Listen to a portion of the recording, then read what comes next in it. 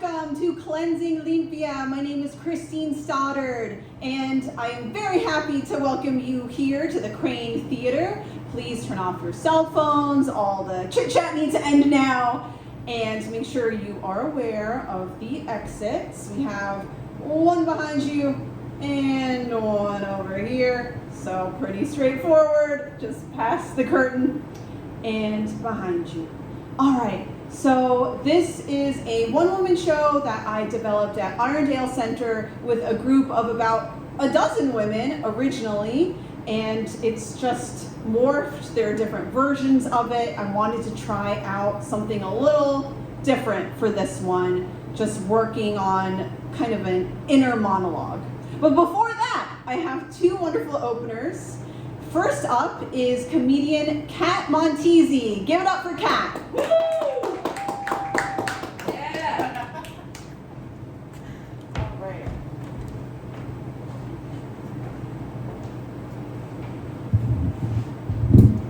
Hello everyone, how are we doing? Oh, happy Saturday, we're alive. I recently was watching TV with my partner and we saw a very fun commercial for cottage cheese. And everyone was dancing and smiling and tossing the cottage cheese around. And the tagline was like, it's not just diet food for the 80s. And I was like, you know, I think if cottage cheese were good, we'd know. You know what I mean? They've been advertising this shit for 30 years, and I'm like, it's like the people who don't know what happens in Titanic. It's like, guys, you've had a long time. If you don't like it now, it's not that good. As someone who suffers from major anxiety, the pandemic has been really validating.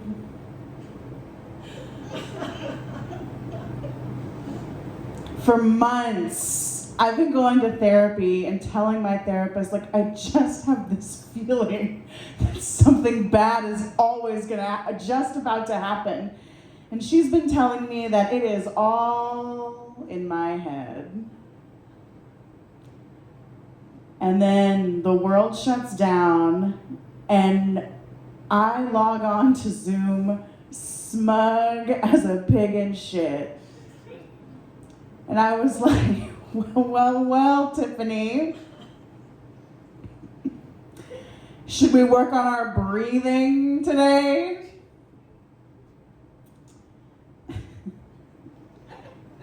The pandemic has made people even weirder, I think, than they already were. I recently went on a 9-hour first date because lesbians. And the date ended, we never spoke again. And then like 3 months into COVID, she texts me at 7:30 in the morning and is like, hey, you want a puppet?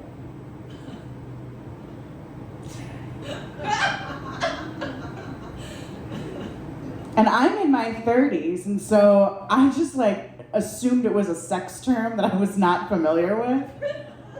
You know, I was like, oh, it kind of makes sense, right? I guess like she's into fisting, right? And she wants me to put my hand like so far up her that I can move her mouth. And I was like, okay, yeah, that's weird. I mean, like, but I can kind of get into it. And so I was about to text her back and be like, yeah, girl, want to come over and puppet? Like, come on, let's get over here. And then she texted me again and was like, I just like got drunk the other night and made an impulse purchase and I thought of you. And I was like, oh, she's talking about a literal puppet.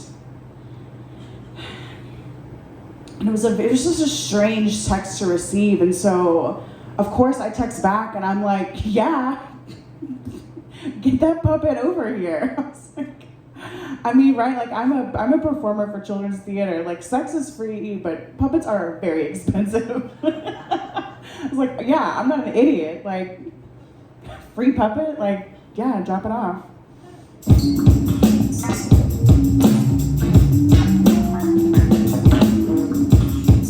Am I being played off? I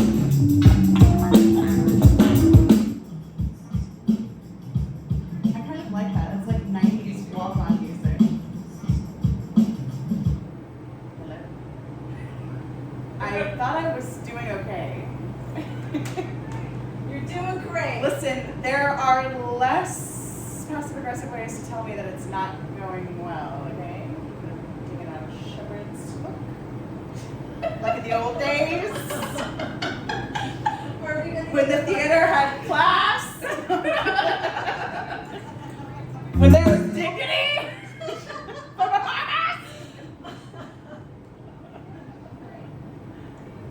I can't, oh, she's back, baby. It's like she never left. I did like that music though.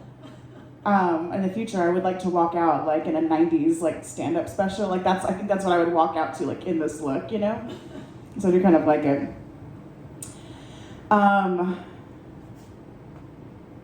I wish that I gave hot mommy energy, but I think I mostly just give mom.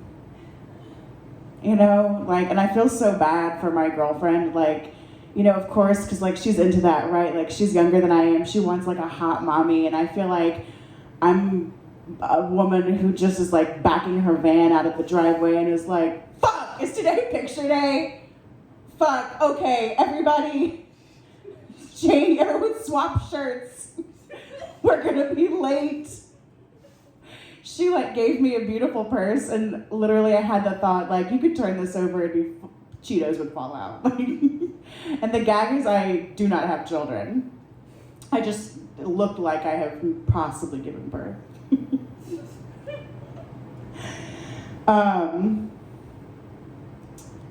My mom is a boomer. She's a typical boomer, and Dr. Oz has had her in a chokehold for a couple of decades now. She and these other boomers are, whatever Dr. Oz says is God's truth. Like, Dr. Oz was telling women the list of superfoods.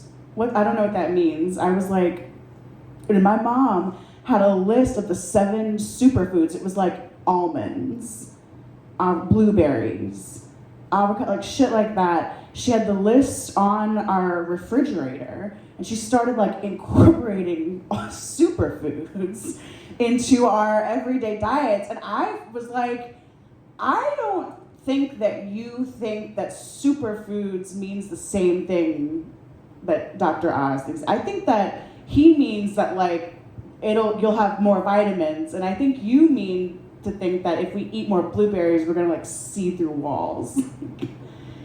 But it was crazy. Like you couldn't like every time you sat down, like she would just like leave like a palm full of blueberries in front of you, and I would be like, "What are these for?" And she'd be like, "Dr. Oz says they're a superfood," and like walk away. But like a lot of women of my mother's generation, many of our parents' generation, she has like disordered thoughts about eating and food.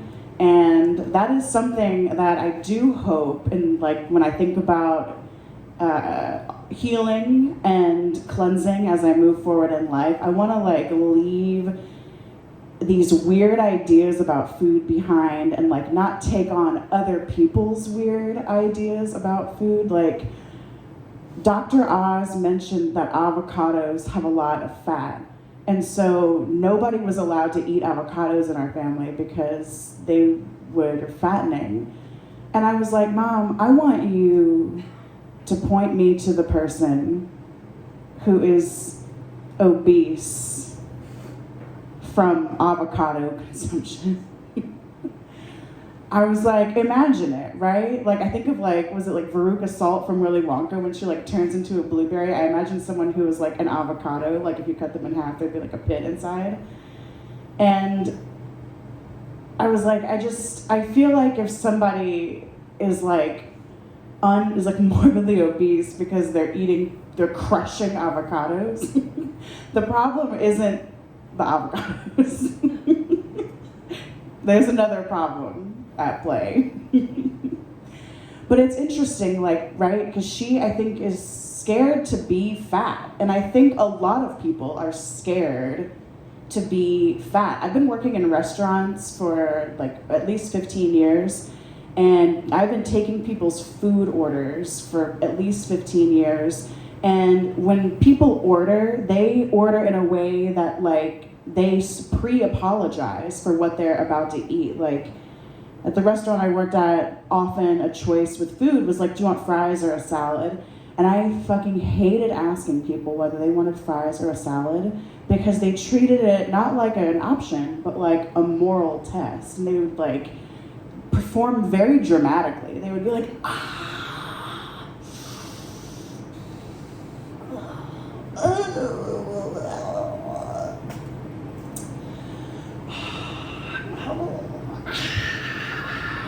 I should get salad, but I'm gonna be mad and get fries. And I would be like, the idea that this person thinks that someone who is covered in grease, making $15 an hour, is judging them is ironic. It's just so funny to me, the idea that people would be like walk up to a bar, like a restaurant and a bar, and be like, I'm gonna be bad and have the French fries, as though the line cook is gonna pop out and be like, which one of you fucking psychos ordered the French fries? I'm back here washing lettuce and chopping vegetables, trying to get some fucking nutrition into the people of Windsor Terrace, and you're over here ordering French fries in a bar restaurant? Get your shit together. What's wrong with you? Sometimes if I was feeling spicy, I did, when they would be like, I'm just gonna be bad and get fries, I'd look up and be like, you sure about that? And then like, no, I was playing, yeah, I'll get your fries. But yeah, it's funny, it's like cottage cheese, man. Like every decade, I feel like society tries to sell us on some new eating disorder that we all then collectively have. And I don't want to take it into the rest of 2023 or into the 2024. And I invite everyone to remember that fries and salad are just a side. It's just a side. What you're really here for is the Reuben, right? Like, get what you want and don't worry about it, and no one's judging you. But I do want you to hurry the fuck up because there's a line. I'll leave y'all with this. I recently had a breast reduction. Thank you. The cyst top surgery. It was incredible. I really did need it. I was having back problems. I went to the chiropractor and he basically was like, you aren't able to stand up straight. So I do recommend that you consider this surgery. And I was like, it is kind of validating after years, right? Because like it wasn't in my head, right? Like they really were that uncomfortable. I was like, I literally got like an official diagnosis, big knockers, you know? And so I had the surgery, and health insurance covered most of it, but of course it's America, and so other bills have trickled in after the fact, and it hasn't been bad. It's been like, you know, like $20 one Tylenol, and I'm like, okay, yeah, I'll pay that and just move on. But I did get a bill recently for $25. There's only one thing, one line item, and that was correct nipple placement. And that was a shock to me because in that moment I realized that I had made a lot of assumptions about my surgery that I maybe should have double checked before I went in there, right? Like I assumed that my surgeon is following the campsite rule, right? We're gonna like leave the space better than we found it, right? Which includes cleaning up and putting everything back. Yeah, it was definitely a weird thing to think about because it had never occurred to me that she wouldn't put them back in place. So then I had this whole different vision of my surgeon, who I thought was a lovely woman, like standing over me, like, you know, like Sweeney Todd, like Edward Scissorhands, with like my loose nipples in her hand, like a pepperoni, just being like, I could put this anywhere, could put it on your back, could put it on your face, but I'll put it back where it belongs. For $12.50 a nipple. Thank you guys. I've been Catherine Montesi. It's been so fun to have you here with me tonight in the Kraine Theater. Give it up for your host, Christine Stoddard. Yay! All right, wonderful, wonderful. Next up we have poet Fernanda García, who was in the original Cleansing Limpia at Arundel Center. Give it up for Fernie! Woo!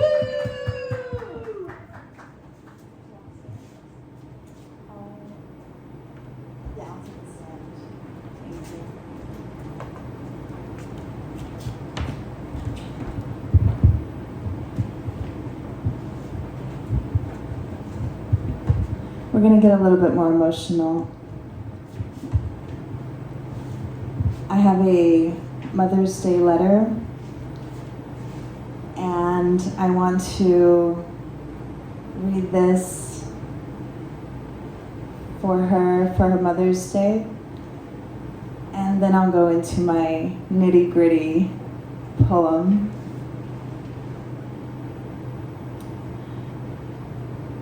There's not a single day that goes by without me thinking of you, your sweet tender hands, your gentle kisses, your way of loving, a forgiving cycle. I wake up from dreams where I recall have seen you, and it seems as if there is something far from reaching you, a block, a wall of my earthly desires and sin. The sins of protection I felt when you were around, my guidance feels fading away from the point of your death. Figuring my way through life in my 20s, making mistakes, the things I am still attached to.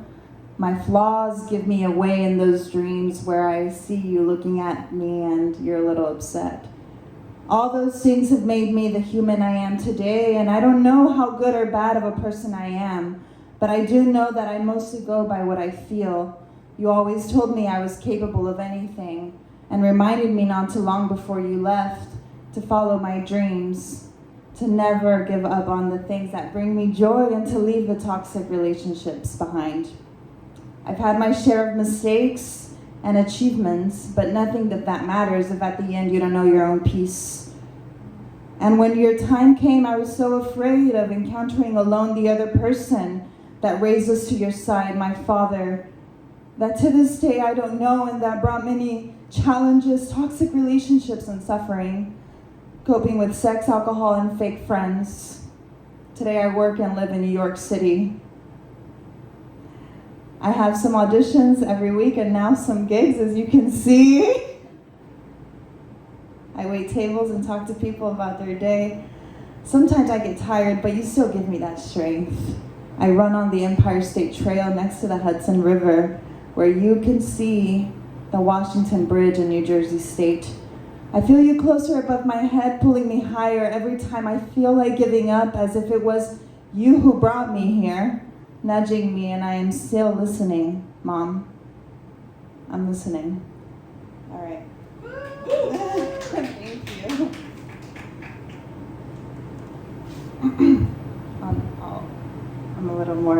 I'll be a little more loose on this poem. I write more freely when I am smoking weed, and weed is a thing we don't talk about in my family. Maybe weed doesn't talk about them. Marijuana substances are toxic. But see, I am the artist. Upon my body are the consequences. I walk around in tattoos and a nose ring, in the summer vibrating sexuality. I am that which you only prefer to entertain yourself with, and bring home the good girl instead. But I promise I am good too, well, maybe too good for you. Because baby, no one can do what I do. You look for me for the fun you wish you could have, but are embarrassed to admit since you are the big man. Let's get deep, none of that small talk, please. Because if you want to get to know me, that is how I want it to be. Growing insecure influenced every move I took. Every step I shook, the fear of never being enough good stuff for you. A never-ending cycle of machismo mechanisms, deep-rooted in my Mexicana-es. It's true, though, the webs of seated doctrines fade, accepting the power that as a woman I possess. Fluid, open, mother, woman. Woman, center of the earth, birth-holding body of water and insight. You are God's favorite, creative creature, no need to try. By simply existing, you will rise. That is my take on womanhood. After a joint or two, I form thoughts into phrases that break into your conversations about the ideal woman deserving of marriage and a good man's attention. Call me antiquated, but I want good intentions. I don't simply want to follow your lead. I want you to understand me and my poetry. Understand why I have failed to achieve a good girl status and laugh with me on my mischievous matters. Understand that at any moment I could pop open and be floored by a song I heard someone sing on the subway. Understand when I am feeling unwell and nurture me, not leave me alone in sickness to despondency. These are all factors that I want, yet I am still afraid to receive. I think it might be my PTSD. So baby, please be soft and open with me as I write words with my musicality. I want them to ring upon the faces that never thought that I would make it, and the ones who judge others on a regular basis and don't understand expression channeling through my manifestation. Brown self-made woman inspiration. There is not another way I can be but this bohemian chick who smokes weed and prefers to indulge in the simple things. A good cry in the shower, a cinnamon, milky tea, an embroidered Mexican dress on my body. My native brown skin and my black hair refuse to fit in the square of the good girl you want to control there. In a box with your belongings and a baby to hear people say, what a perfect family. And I smoke weed to forget that people still believe in an image-based concept that isn't feeling. Baby, this brown skin is volcanic, patient yet explosive if you come with bad intentions.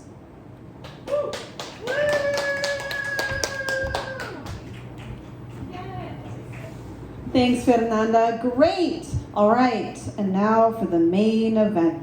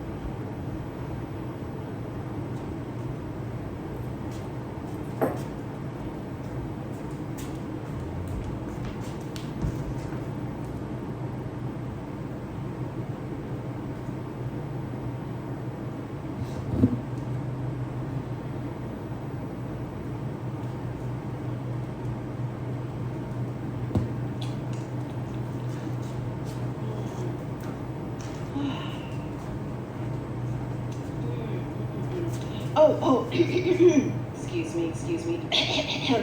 Yeah. Hey, you. Yeah, you. There, on the stage. Hola. Are you gonna wave? Hello? Yeah. It's okay.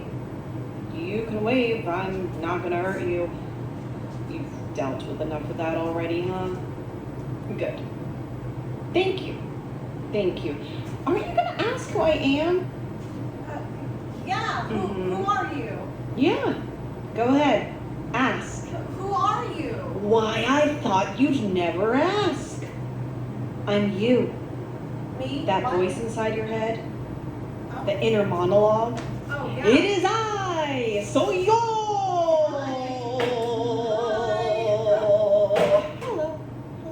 Hello. Yeah, I was just drinking a little smoothie there. Okay. Gotta stay hydrated. Gotta get your fruits in. It had lots of little berries. I was just setting some stuff Yeah, up but here. I saw your whole setup there. Well, I'm not quite Nice done. little entrance. But yeah, soy yo. And I'm you. See, that's why I sound just like you. Yes. you I have the same am. voice. You. Just more talkative. I kind of never stop. There's a lot of anxiety in your brain, I see. And that's how I know you've been hurting. I've been hurting too. It's not fun. God damn it. Yeah, you've tried talking about it. Well, it's too soon, or it's not enough, or maybe you can't find the words. Any number Well, you're of always things. Maybe talking, so. all of them. Ugh. Where do you even begin? I mean, me, I have more stuff us, to get. ugh. Where? An observation or a suggestion, I'm not sure. I'm not an expert. I I'm just didn't ask. you. I'm just your friend. Or at least I intend to be. I'm a part of you. I am you. And you should love yourself. Yeah. Love, amor, love yourself. Okay. I know it sounds like I'm a goddess and a voice from the heavens, but I'm not. I'm just you. I'm just you. Maybe I'm the goddess within you, but I'm not like a capital G. Anyway, we'll get back to that, Chica. Promise. Maybe I shouldn't make promises. But your hurt, your pain, there's maybe a need to physicalize it, because the pain lives in your body. And I'm that's listening. perhaps why words don't suffice. Words are just one fraction of the spell, one fraction of the journey. No. You know what? Actually, I see that look. Here, I'm gonna take a different approach, but first is just another little sip from the smoothie. okay, keep drinking. Yeah. This has raspberries in it. I know you can't see it, but just pretend it's in your mind. I know you have an imagination. Anyway, better not to begin with these grand abstractions, right? So let's begin in the material world. I see you have a bunch of stuff there on the stage. Like Yes. a lot of stuff. Yes. Like a lot, Oh, chica. okay. What is it? Baggage? How can you not know? You should know what your stuff is, what you're carrying. El equipaje. No. You're right again. Sorry. Disculpa. You can't know everything you're carrying. There's too much. It must be overwhelming. That's what pain does. It weighs on you. tú eres una burra. Yeah. I Again, feel like there's so one. many objects present. Take a gander. I know you see what I see. Yep. Uh-huh. Yeah. It's a mess. I just started. They're objects. All of those are objects. Lots and lots and lots and lots and lots and lots and lots and lots of objects. Objects. Okay, what is an object? Objects are material things that can be seen and touched. They are objects in the same way that your body is an object. Oh, it's Don't not. get me wrong, it's a subject too, and I know you Yes. don't always want your body to be an object, to be objectified, but it is. You are a subject too. You are a human, you are a person, a soul, but a soul has immaterial qualities. Your body has physical ones. It takes up space. It can be seen. It can be touched. Whether you want it or not, it can be touched. You can see it. You can touch it. I see it. And maybe I'll touch it. An object, that's neither here nor there. An object is a thing to which a specified action or feeling is directed. Actions and feelings can be directed toward your body. Yep. I know that. Sorry, just had to take another sip from the smoothie. Okay. Yeah, which is, the smoothie's an object. The travel mug, this to-go cup thing, this is also an object. Do you feel heavy these days? Yes. Cansada? Yes. It's your body feeling heavy. It's filled with sand. It's moving through mud. Of course, well, don't despair. Don't. I said don't! Apologies. That was a little harsh. Yeah. I'm not trying to nag you, but it does seem like you're due for something, some healing. You can feel the pain in your body, the pain coursing through your veins. It's in your blood, it's in your heart.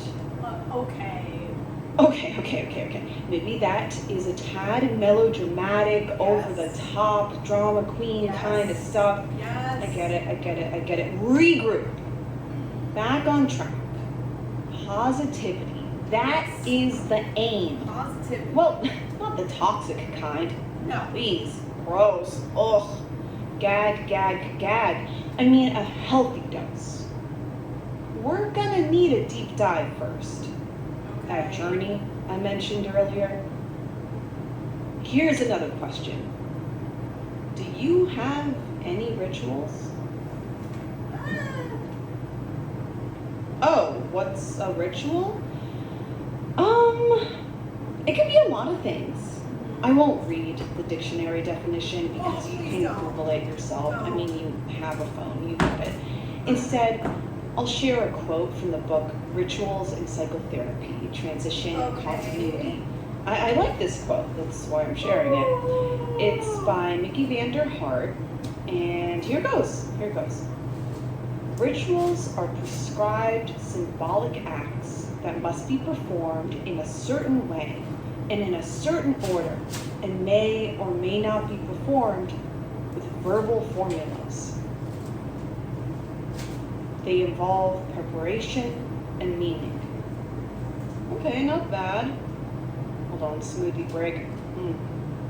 Oh, get on with it. God, this narration thing, it's just like so much all the time. Really, this voice. You could give me a break at one point or another. You know, You could I'm give just me a here break. in your head, rambling. Don't you ever think about how my voice gets tired? No. Like the saliva, The bill's up. Okay. Anyway, back to that quote. So prescribed symbolic acts, right? There, that quote wasn't so bad, was it? No. I bet you thought it was going to be a lot denser and duller than that. Because psychotherapy can sound boring and overly academic and intimidating sometimes. But it doesn't have to be. So, do you have anything like that? No. Any kind of ritual? No. Anything at all? I mean, most of us have rituals, even if we don't realize it. Like here. Do you celebrate holidays? Holidays are rituals. Okay. Observing the holiday is a ritual, and that observance probably contains a few different rituals. Just think of Christmas, right? Gift giving, for example, kissing under the mistletoe, Yeah. making, what's that stuff, like great stuff, mulled wine, I'm not really singing that. carols, making gingerbread cookies, making gingerbread houses, decorating the gingerbread houses, going to the store, buying gift wrap and buying ribbons and bows and getting all of those cards with the glitter on them to represent snow, and then cleaning the glitter. Well, I guess cleaning the glitter is not really a ritual, but it is a part of Christmas.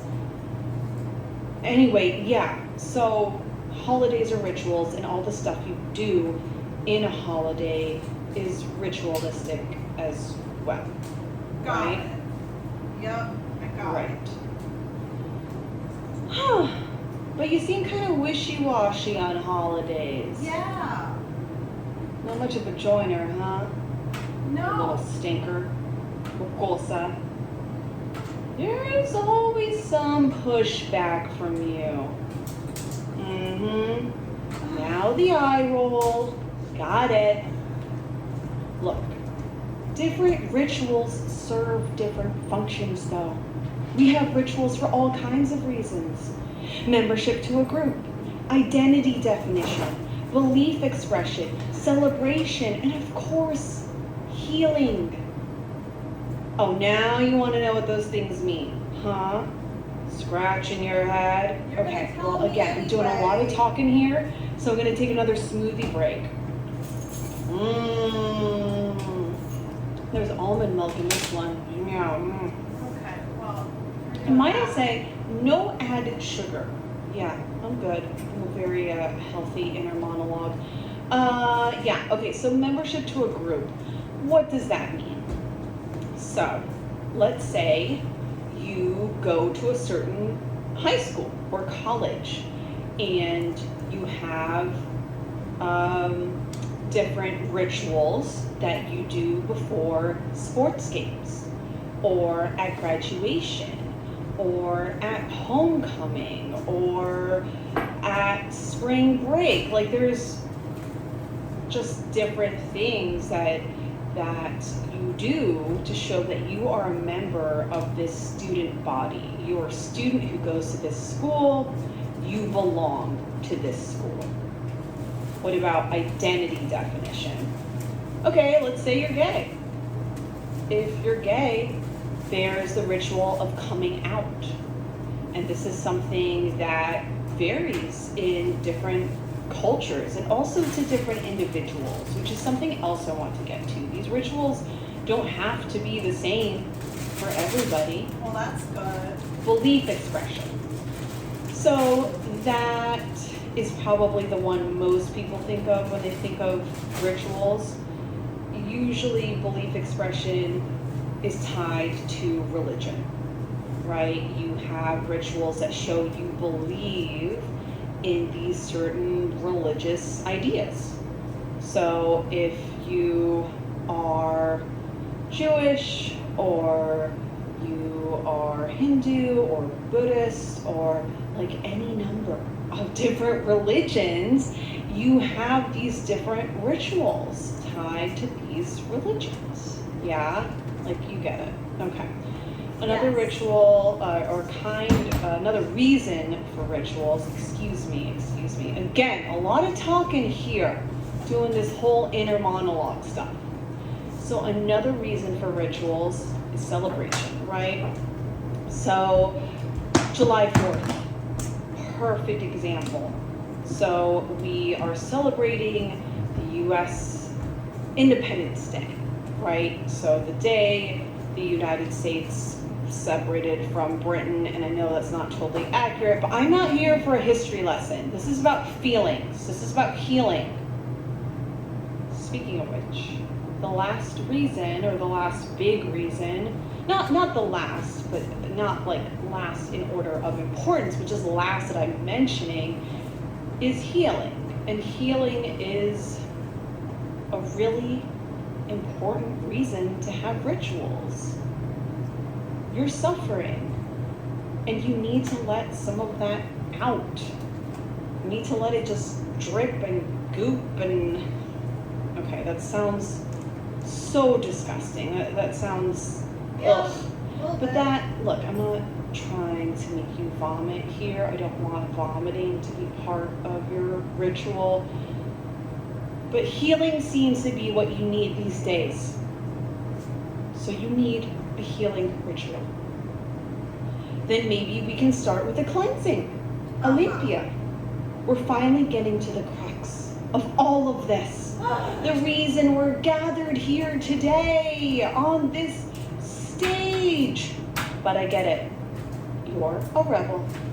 You don't want to do something just because I say it's good for you and everyone else is doing it. Right. You resist trends. Yeah. You resist peer pressure. Yeah, none of that. You're so cool. Look, we'll make it your own. That's what you need. Personalization. You are creating the ritual. These are all your choices. Everything happening on this stage is happening because you want it to happen.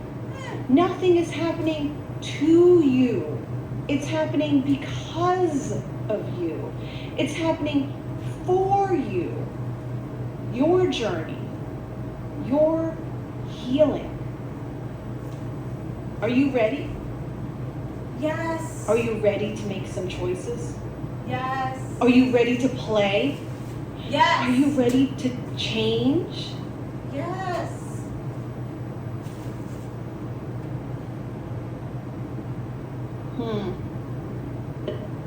Still, the resistance. No. This isn't woo-woo.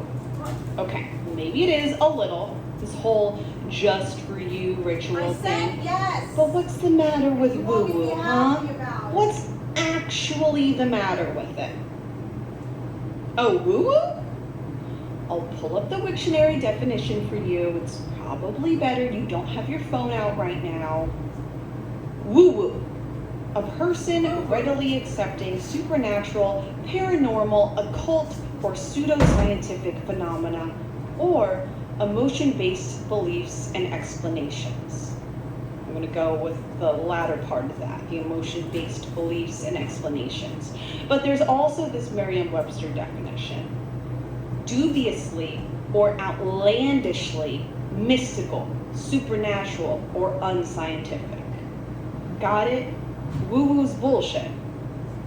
I'll give this to you. There is a lot of bullshit floating out there in the universe. Like, who gave Gwyneth Paltrow all that power and attention?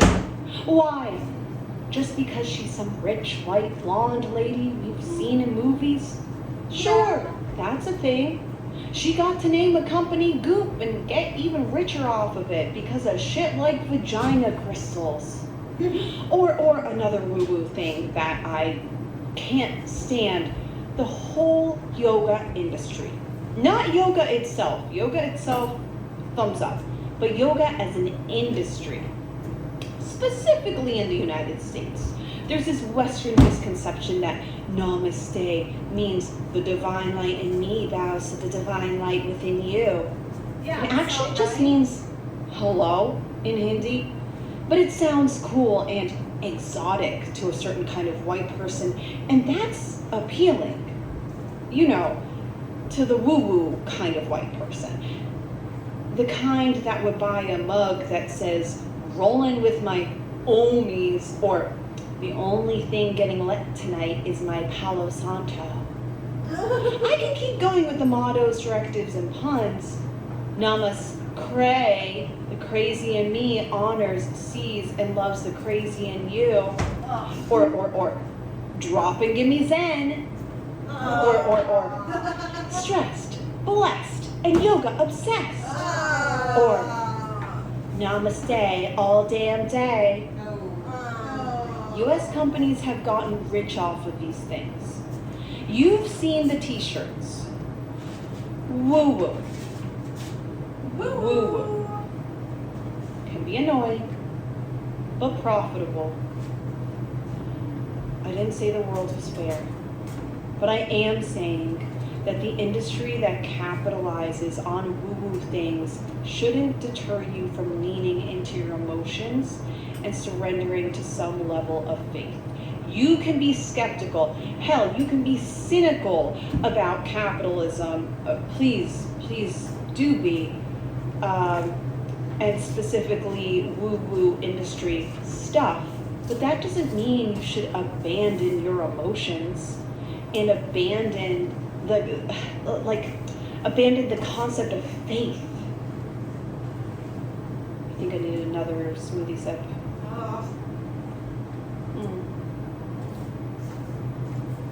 I get emotional about this stuff. I have opinions. And I know I'm scattered, but is this making some amount of sense? Huh? Yeah. Are you ready to heal? It's okay to be hesitant, but I invite you to follow the fear. You're going to have to trust me. You're going to try and fail and not take yourself too seriously. It's going to be good for the soul. So what happens next? I'm dying to know. I'm going to give you some words of inspiration and some instructions, some music, soothing, I hope. You're going to interpret these words and the music however you wish, using whatever you want in this space. Oh, that's a burp. All that smoothie. Yeah, you're gonna build your own ritual, or at least start.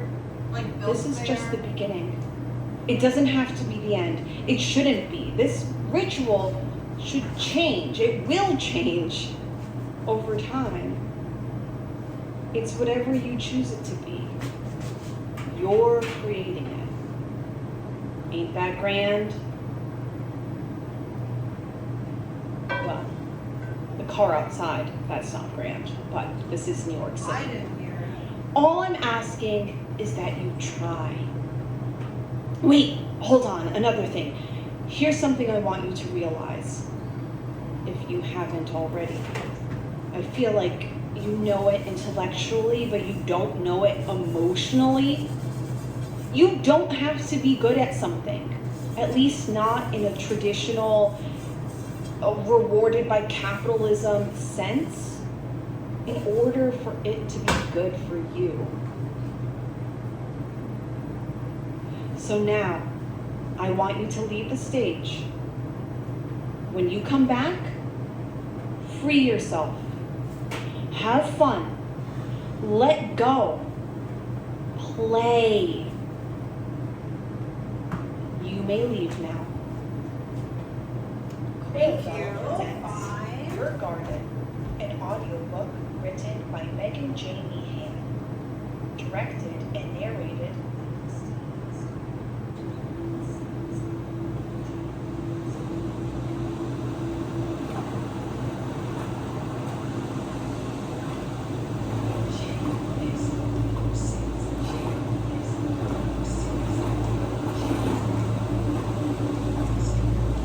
Hey, Lydia, it looks like the computer, sorry.